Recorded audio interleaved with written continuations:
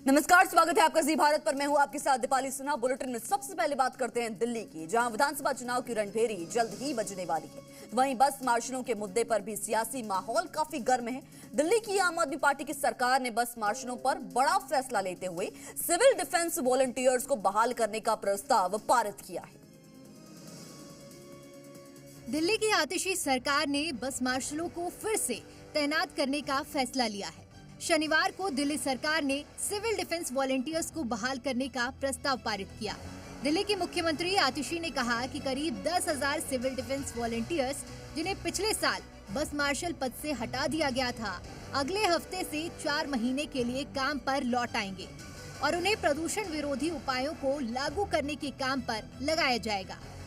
सोमवार से civil defence volunteers को कॉल आउट नोटिस जारी किए जाएंगे और फिर वे मंगलवार और बुधवार को संबंधित जिला मजिस्ट्रेट कार्यालय में अपना पंजीकरण करा सकते हैं।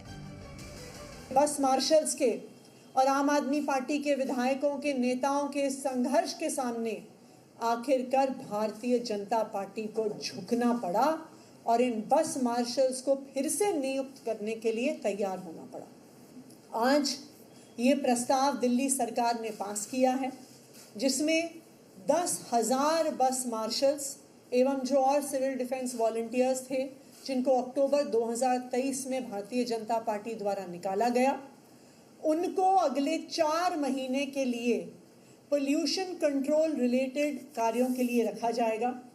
तो मंडे से इन बस मार्शल्स का कॉल आउट नोटिस इशू किया जाएगा और ट्यूसडे और वेंसडे से ये बस मार्शल्स आके अलग अलग डिस्ट्रिक्ट्स में डीएम कार्यालयों में अपना रजिस्ट्रेशन कर सकते हैं। मुख्यमंत्री आतिशी ने बीजेपी पर साजिश के तहत बस मार्शलों को हटाने का आरोप भी लगाया। सीएम आतिशी के वार पर बीजेपी ने भी कड़ा पलटवार किया। दिल्ली बीजेपी के अध्यक्ष वीरेंद्र सचदेवा ने कहा कि बस मार्शल की लड़ाई बीजेपी ने लड़ी, जिसके आगे दिल्ली की आतिशी सरकार को झुकना पड़ा। सचदेवा ने बस मार्शल को सैलरी 1 नवंबर से देने की मांग की है।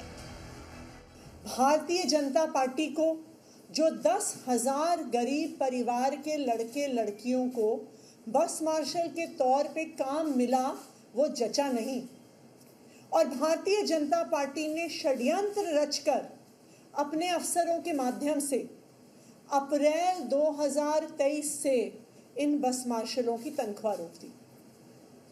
अरविंद केजरीवाल जी ने मुख्यमंत्री के तौर पे, उनके मंत्रियों ने लगातार अफसरों को आदेश दिए तनख्वाह देने को, लेकिन भारतीय जनता पार्टी ने बस मार्शलों को तनख्वाह नहीं मिलने दी। और फिर अक्टूबर 2023 में भारतीय जनता पार्टी ने अपने अफसरों के माध्यम से इन बस मार्शल्स को अपनी नौकरी से निकाल दिया। तो एक तरफ बसों में महिलाएं असुरक्षित हुई, दूसरी तरफ 10,000 से ज्यादा गरीब परिवार के लड़के लड़कियां बेरोजगार हो गए। पिछले 1 साल से भारतीय जनता पार्टी उनकी लड़ाई लड़ रही थी और मुझे खुशी है कि अंततः दिल्ली की मुख्यमंत्री आतिशी मार्लेना को भारतीय जनता पार्टी के दबाव के आगे झुकना पड़ा और आज ये घोषणा करनी पड़ी कि हम 11 नवंबर से उन सिविल डिफेंस वॉलंटियर्स को लगाएंगे। लेकिन दिल्ली के मुख्यमंत्री को यह भी बताना चाहिए कि आखिर अरविंद केजरीवाल ने उन्हें निकाला क्यों था, क्या कसूर था उनका। ईमानदारी से काम कर रहे थे, मेहनत से काम कर रहे थे और 1 साल तक वो धक्के खाते रहे।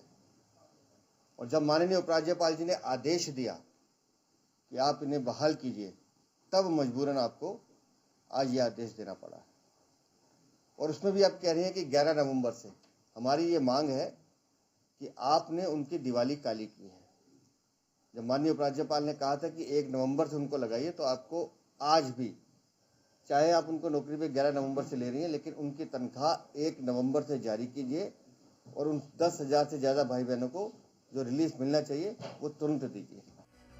दिल्ली में जल्द ही विधानसभा के चुनाव का बिगुल बजने वाला है, लिहाजा बस मार्शल का मुद्दा बड़ा सियासी मुद्दा बन गया है। बस मार्शल की नियुक्ति और बहाली को लेकर सियासी वार पलटवार जारी है। साथ ही अब क्रेडिट वॉर भी छिड़ गई है। ब्यूरो रिपोर्ट, जी मीडिया।